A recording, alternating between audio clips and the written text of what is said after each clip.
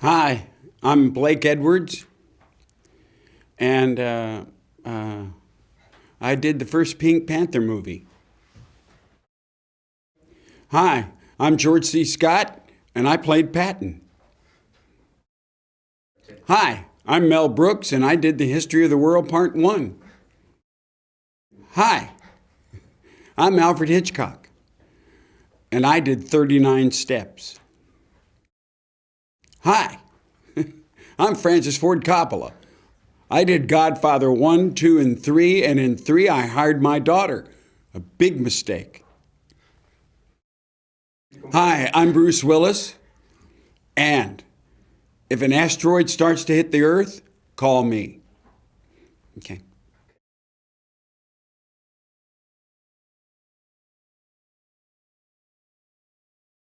I'm more excited about this record than I have been in 30 years. And have you heard the record? Yeah, of course. So I am more excited about this record than any record in 30 years. This record is spectacular, and no compromises. This record has my voice, and how that works is this. Rob Cavallo, who produced the record, and for those people who don't know Rob Cavallo, he's responsible for Green Day, Goo Goo Dolls, My Chemical Romance, the Fleetwood Mac revival record a few years ago. It goes on and on and on and on and on. I can't even start to tell you all the people he's done. And this record has my voice more than any record I've ever done. And I can explain that. This record came down when I'm working with Rob Cavallo, when he's producing, came down to a matter of trust. Everybody I've ever worked with before, producer-wise, whenever I've done something without a producer, that hasn't been the case. But when we're with a producer, and it's a matter of trust. And I would say to every other producer, I'd say, why don't we try this? And they would always inevitably go, oh, I don't know if that's going to work. Well, just try it. Well, okay, but I don't know if that's going to work. So there was a negative to it already. When we're recording and we're cutting tracks and we're working on arrangements, and I would go, so let's try this. Rob, what do you think? And Rob would go, yeah, go. There was never, oh, I don't know if that's going to work. Oh, I don't know if this is going to happen. And believe me, I'm the first one to know it's not going to happen. I'm the first one to understand it. God, that sucks. And what Rob would do if the band was having a hard time figuring out exactly what I wanted, Rob is such a good musician that he was able to understand me, step in, and make it work. And so it became a matter of trust. When Rob would say to me, listen, you can do that better, I would never argue with him. And if I would say to him, well, I think we should do it this way, I think so too. That's what he would say. So this record is really my voice through Rob Cavallo. And plus, there are no compromises. Not one moment of a compromise on this record. And that's exciting. Because every other record, there's always been, even Bat Out of Hell, there's compromises. There may not be compromises in the song, compromises in arrangement, compromises in structure, compromises in how they were recorded. You go on down the line, compromises in Dead Ringer, major compromise. Well, Midnight Lost and Found wasn't even an album. I don't even consider that a record. Bad Attitude, there was no compromises initially. until the A&R guy came in with 2 songs, and I didn't want to record them, but it was almost, we had to record them because the A&R guy brought them. So I wasn't happy with that. Still don't like those songs. The compromises then on with Frank Farian's record, Blind Before I Stop, a lot of compromises because Frank is Frank, and Frank, like Frank, but he wants it his way more than he wanted to give it to me my way.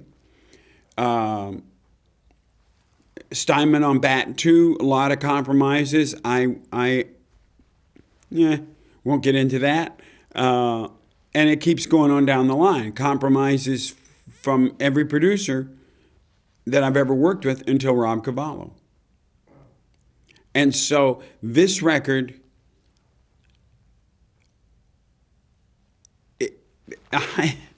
to me, is, I'm so careful with this record. You are one of the few people in the world that have actually heard it.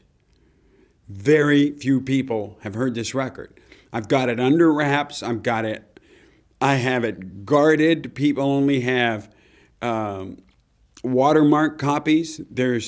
I would bet there's not 60 people in the face of the earth that's heard the record yet. And that's how important it is to me. It's maybe, other than Bat Out of Hell, because Bat Out of Hell was the most important record of my career.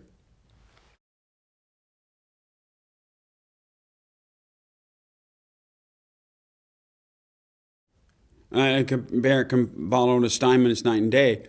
I'll give you an example on a mix. Jimmy would, on a mix, they do a mix and they put it up, and Jimmy makes a copy of it and creates a listening room and goes and listens and stays up and sleeps in the room. And I mean, he's dedicated beyond your wildest imagination. And would sleep in the room and listen to it and make the changes and do it again, and goes on. And mixing with Rob Cavallo, they would they would start a mix at 10 o'clock in the morning. We would show up about 4:30, and by 7 o'clock, the mix is done. So the mix basically lasted less than, 10, 12, 8, 7 hours. Jim, a mix is 3 days. So, but also, not with Rundgren. He mixed Bat Out of Hell in 4 hours, the whole thing. Yeah, and then we had to remix with Jimmy Iovine and different people. But, 7 hours. Now, granted, it's different these days because of automation and recall, and it's fairly, it's like the adjustments are easy, but also it comes down to Rob Cavallo has been using Chris Lord-Alge to mix everything since '94. So, see, it's again a matter of trust.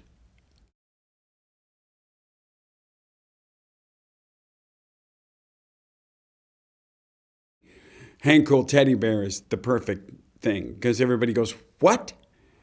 And it's like a head scratcher. And everybody will talk about it because it's so unusual. Hang Cool Teddy Bear. It's like the argument for it with me was this. I'm going, okay, you're in a music store and you're passing by posters and you see, this, and they're all typical. If you look at Billboard or any chart, all the album titles are like so predictable. They're so predictable. And if you'd have said A Matter of Trust, that's another predictable title. I mean, I had 60 titles that I came up with for the album. I sat down one day and came up with 60. And I sent them out to everybody, and I didn't like any of them. I mean, they were okay.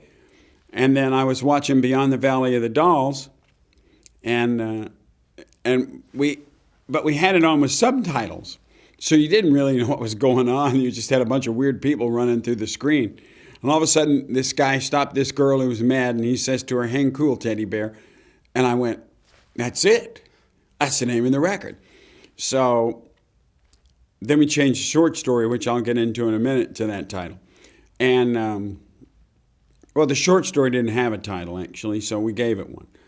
And Hang Cool Teddy Bear, because my example was this. You're going in a music store and you're passing by posters, and you got, la la la la, and yeah, la, la, yeah. You look and you see the picture and you go, yeah, that's all of a sudden you see Meatloaf, and you look up there and you go, Hang Cool Teddy, what? It'll cause you to look back, and that's an important thing. You said it stops you and makes you think. And if it was like Bone to Pick, you go, yeah, it's a Meatloaf title, or Chaos, or Matter of Trust. They're typical titles, and you go, yeah, Matter of Trust. Okay, great. Keep walking. Hang Cool Teddy Bear. What does that mean? And so it was a head turner.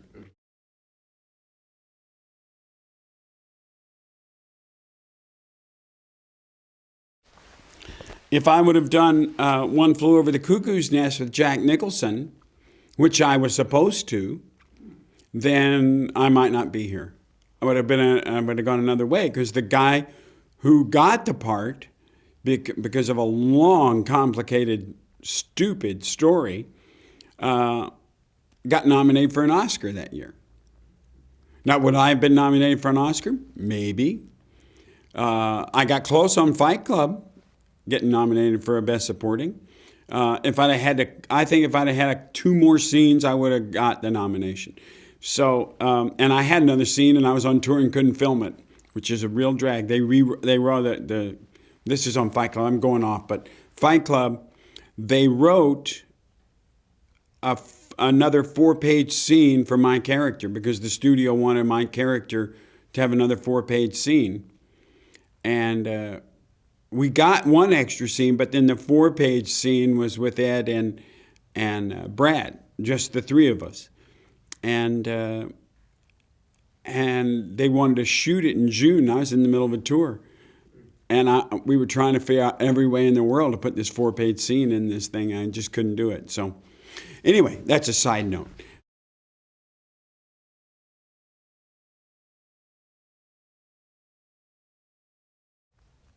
The only highlight that I think is remarkable, truly remarkable, is January of 1978, closing the CBS convention. I think that was one of the most remarkable moments in my life. I had everybody from Billy Joel to Elvis Costello to Cheap Trick to every band that you can think of that was on CBS in 1978. Billy Joel, there's pictures of Billy Joel standing in the middle of standing on the table in the middle of a banquet room, big round banquet tables, not standing up in a chair, standing in the middle of the table. And I had a bunch of record executives and jaded people like that rushing the stage to get up there with me. That's a pretty remarkable moment.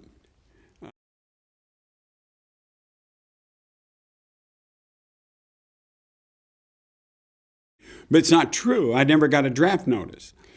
That's not what happened.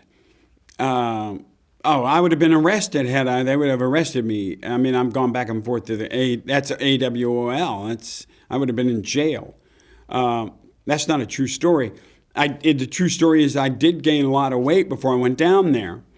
And then they had classifications of 1Y and 4F. They classified me 1Y, which meant they could call you back. And the real story, and somebody's twisted it around, was that I got a notice to come for another physical. But I wasn't speaking to my dad, and my mother was dead, and he didn't know where I was. So there was no way for the physical notice to get to me. And it got to me about a year later. And so I just never did anything about it. That's all. So I believe me, they would have arrested me a long time ago had they sent me a notice to report to the Army and I didn't go. Yeah, right. Now, see, that's a stupid story because I know, but that's a really dumb story for people to actually believe.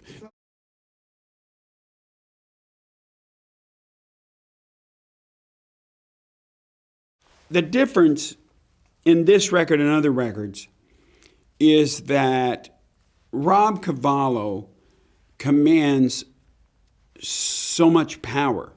He's a real power broker in as far as rock and musicians go, and they know who he is. And I mean, he is also the chief creative officer for Warner Brothers Worldwide.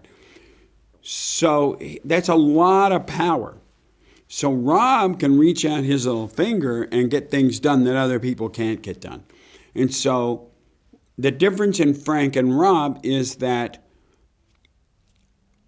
we had the songs we had. With Rob, we were able to go out and bring in people. And we sat them in Rob's house and had the ability to craft music specifically for what we were doing, as opposed to trying to find it or me try to write it, or because that was on that Frank Farian record. I wrote some stuff, which I kind of like. Night of the Soft Parade, but it gets a little squirrely in the arrangement. It starts sounding a little 86 on me, and I hear it, and I really love the beginning, and we get to the middle, and I go, God, I was so stupid. Why did I do it that way? But that's a huge difference in that we were able to pull in Justin Hawkins and James Michael and different people to come in and squirrel them away in Rob's house for a month, and go in and out. We didn't get a lot of songs out of it, but what we did get out of it is spectacular.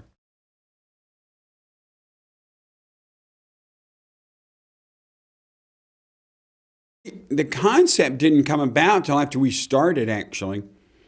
And I had songs initially for my first meeting with Rob. One, Los Angeles Loser, and the other is Like a Rose. And I studied Rob and listened to his records and knew how to get him and get him to produce it, because getting Rob Cavallo to produce this record was a big play for me. Because he's been doing young groups like Paramore and Chemical Romance and who else did he? These younger, really younger up and coming bands, and so to get Rob was, I really did my research and I did my homework, and I went to that meeting really prepared, because he was taking the meeting out of kind of like, well, I'll take the meeting because it's Ken Levitan and I did Kid Rock for him, and it's Irving Azoff, and so out of respect for them. And I don't think in a million years he actually thought that anything was going to come out of the meeting. Me, on the other hand, I went in loaded for bear. He didn't. He knows me now. He knows that when I come someplace, I come guns a-blazing. That it's not casual. I don't do casual. Meatloaf doesn't do casual. So I went in, and the first song I played him was Los Angeles Loser. Los Angeles Loser, I can never say it right. And that was it. And then Like a Rose, and he was producing. He had no idea he was gonna get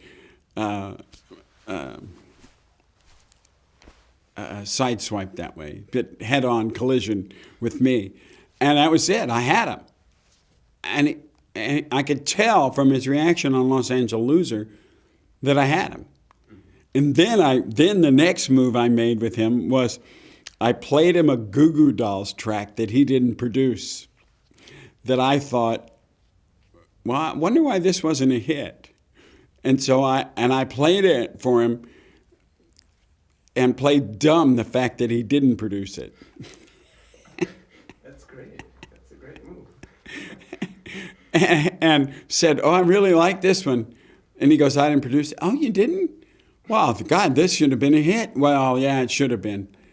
It just didn't do it right." I just kind of played to his other side.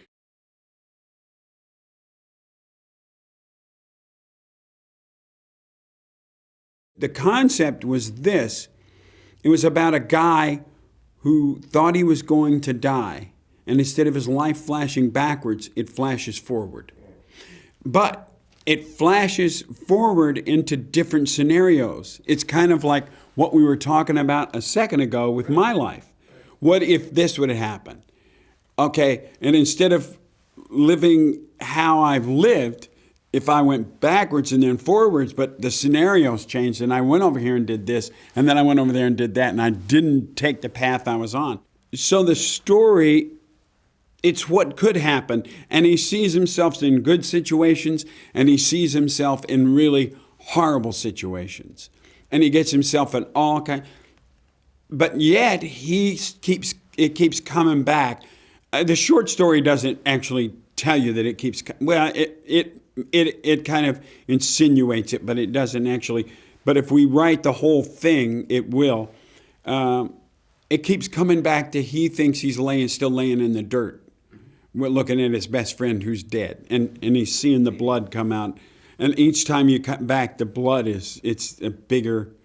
And in my mind, the movie, the images start playing off the blood. So that's not in the short story. That's just in my head.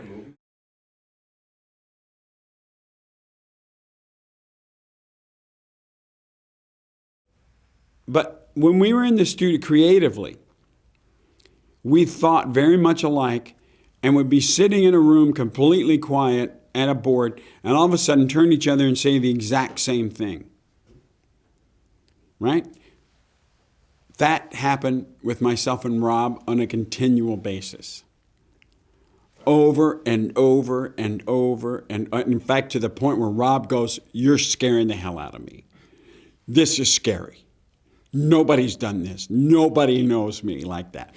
So it's like, I think it freaked him out because I kept going, and we would say the same thing. What if we, and it would be weird things. I mean, it wouldn't be like your ordinary thing like, well, maybe we should add another guitar. It would be like, what if we put this weird sound of like this metal, thunder on there? I mean, it would be that kind of stuff.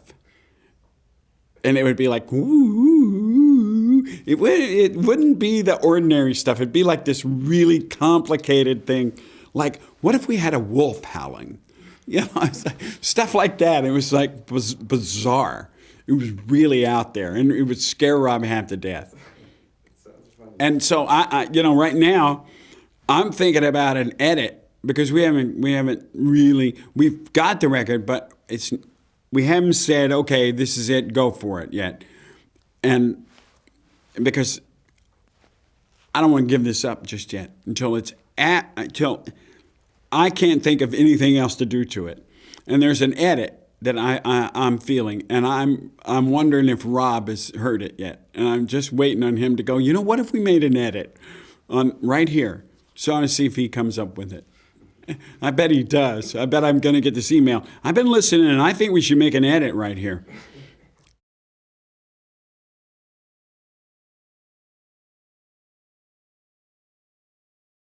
So I have sheet music, and I make these notes on them constantly.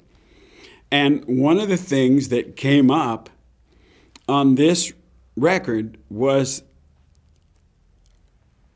either I said or somebody said it, but I wrote it down on one of the pieces of papers. I'm not a singer. I'm an actor who acts like he's singing. Mm-hmm. And I like that. I'm an actor who acts like he's singing. And so, no, it's been that way. I can't sing a song until I know. It's like a movie. Until you know who the character is. There's two different kinds of movie actors. There's a movie star, and there's a movie actor. I'm a movie actor. Movie stars they do a different thing. Movie actors, have a whole nother thing. So until you've built your foundation, you've dug the hole, you've poured the concrete, and you've built the foundation, as an actor, you can't build a house. And it's the same way when I go to do a vocal. I'm not a singer who just walks in and starts singing notes because they don't mean anything to me. Everything has to mean something, and I have to separate myself from the song and replace myself with someone else singing it.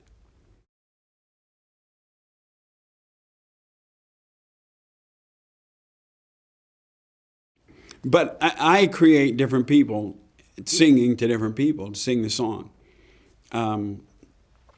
It's never me.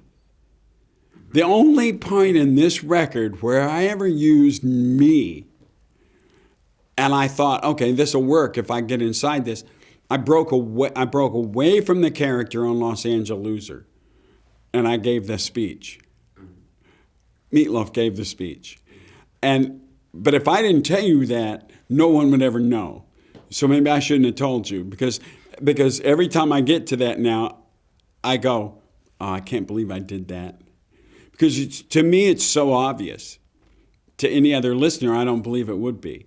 But to me, it is so obvious that the character goes away and then comes back.